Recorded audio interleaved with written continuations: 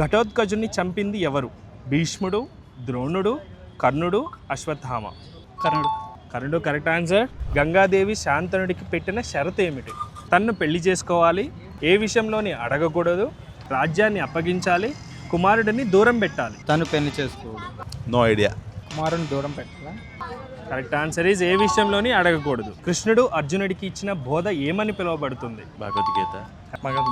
భగవద్గీత. కృష్ణుడు ఎవరికి భగవద్గీత ఉపదేశం ఇచ్చాడు? అర్జునుడు. కౌరవులు ఎంతమంది? 50, 75, 100, 150. 100. కౌరవులు 100. 100.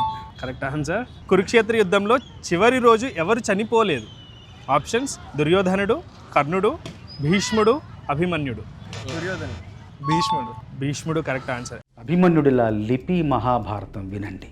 కృష్ణుడి ఆదేశంతో విజయం సాధించిన అర్జునుడిలా అందరూ విజయం సాధించండి. ఇది ఆట మాత్రమే కాదు, మన జీవితానికి బాట కూడా.